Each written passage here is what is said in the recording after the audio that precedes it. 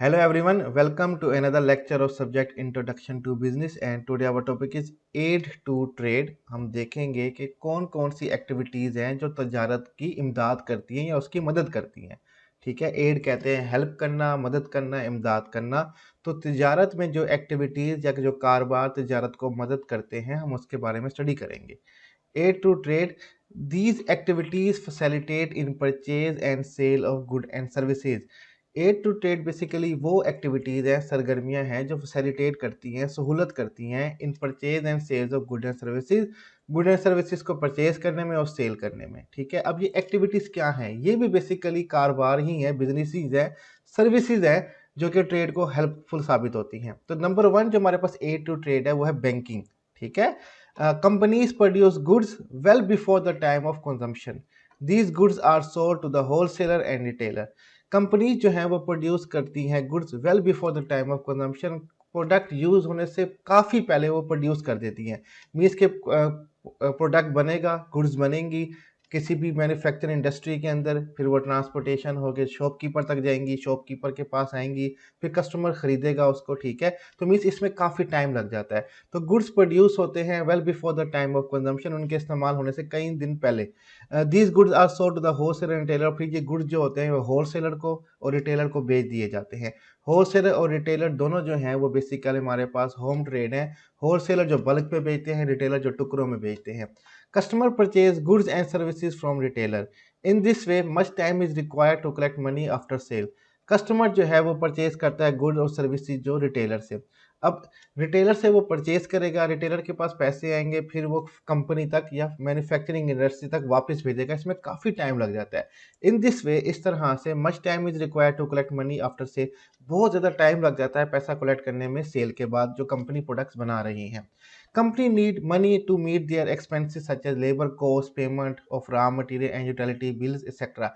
Companies जो है उनको ज़रूरत पड़ती है पैसों की ताकि वो अपने अखराजात को पूरा कर सकें। जैसे कि लेबर की कॉस्ट, लेबर को खर्चा देना है। अक्सर लेबर जो है वो वेजिस के तौर पे काम कर रहे होते हैं, उनको दिहाड़ी देनी होती है। तो जब वो काम करते हैं उनको पैसे तो उनको तभी देने हैं। ठीक है, रॉ मटेरियल जो प्रोड्यूस किया गुड एंड सर्विसेज बनाने के लिए उसकी पेमेंट करनी है, बिजली के बिल वगैरह उनकी पेमेंट करनी है।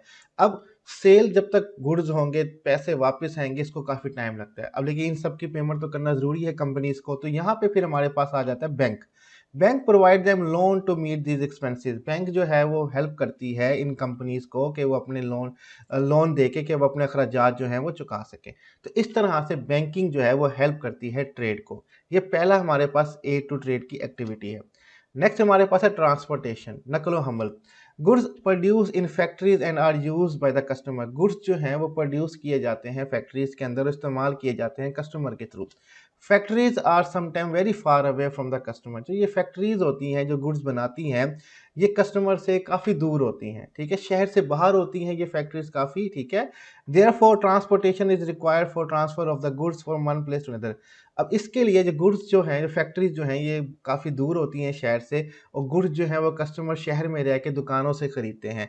अब इसके लिए ट्रांसपोर्टेशन की रिक्वायर्ड होती है, नकलो हमल की ज़रूरत होती है जो ट्रांसफ़र करे, मुंतकिल करे गुड्स को from one place to another, एक जगह से दूसरी जगह तक।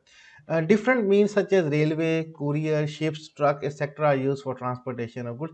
डिफरेंट ज़राए हैं जिनका इस्तेमाल किया जाता है, रेलवे है, कुरियर है, शिप्स है, ट्रक हैं, जिनके थ्रू गुड्स को एक जगह से दूसरी जगह पहुंचाया जाता है। आप कभी भी मोटरवे का सफ़र कर रहे हो तो आप देखते हैं वहाँ पे ट्रक्स जो हैं सामान लोड करके जा रहे होते हैं। वो सीमेंट की बोरियाँ होती हैं, ऑटोमोबाइल होते हैं, ट्रक में गुड्स पड़े होते हैं, वेजिटेबल्स होते हैं, जानवर होते हैं जो एक जगह दूसरी जगह मुंतकिल किए जा रहे होते हैं।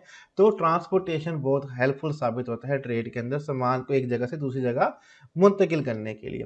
थर्ड हमारे पास है वेयर हाउसिंग, गोदाम। ठीक है, अब इसको देख लेते हैं। Goods are produce to meet the future demand of the customers. Company can produce goods but they may not have storage facilities. Goods जो है वो प्रोड्यूस किए जाते हैं कि जो फ्यूचर में जो आने वाली डिमांड है कस्टमर की उसको पूरा किया जा सके। डेट इज वाई आप जब भी देखेंगे गुड्स के ऊपर एक्सपायरी डेट 1-2 साल की होती है। ठीक है, ताकि इसको आगे तक जाके कस्टमर यूज कर सकता है। Company can produce good but they may not have storage facility. Company goods produce करती है, मे बी उनके पास समटाइम स्टोरेज फैसिलिटी नहीं होती जहां पे गुड्स को वो गोदाम के अंदर रख सकें। तब आते हैं हमारे पास वेयर हाउसिंग वाले। Good can loss their quality if there is no proper storage. Goods जो हैं जो बनाए जाते हैं वो अपनी मेयार या क्वालिटी को बरकरार नहीं रख पाते अगर उनको सही तरीके से स्टोरेज ना किया जाए। The warehouse owner help the company in this case. यहाँ पे गोदाम के जो मालिक होते हैं वो मददगार साबित होते हैं ओनर जो कंपनी जो है उनके लिए। Company store their inventories in warehouse. Company जो है वो अपनी इन्वेंट्री जो है वो गोदामों में स्टोर करती हैं, ठीक है। जिस तरह के गोदाम चाहिए उस तरह के गोदाम बनाए जाते हैं और फिर वो वहाँ पे चाहे वो वेजिटेबल्स हों, चाहे वो गंदम हो, चाहे वो गुड्स हों, वहाँ पे स्टोर किए जाते हैं। तो गोदाम भी एक हमारे पास एक्टिविटीज़ है जिसको ए टू ट्रेड कहा जाता है। नेक्स्ट हमारे पास आ जाती है प्रमोशन। तशहीर करना, फ़रोग देना, एडवर्टीजमेंट करना, मशहूर करना, ठीक है। Awareness of consumer about the availability of product is या goods is very good. Awareness of consumer, consumer को जानना बहुत ज़रूरी है अवेलेबिलिटी ऑफ प्रोडक्ट्स या गुड्स की, जो कि गुड्स अवेलेबल है मार्केट के अंदर उनको जानना बहुत ज़रूरी है। ये कस्टमर के लिए बड़ा इंपॉर्टेंट है। अगर उनको पता ही नहीं होगा कि प्रोडक्ट जो है या गुड्स जो किसी कंपनी ने बनाया है वो मार्केट में अवेलेबल है, तो वो कैसे परचेज करेंगे। Otherwise they will be no demand for goods. अगर प्रमोशन नहीं होगी, अवेयरनेस नहीं होगी, तो गुड्स की डिमांड ही नहीं होगी। Promotion is an easy way to inform the large number of customer. Promotion जो है ये एक आसान तरीका है कि लार्ज नंबर ऑफ कस्टमर को आगाही की जा सके कि हम मार्केट में एग्जिस्ट करते हैं।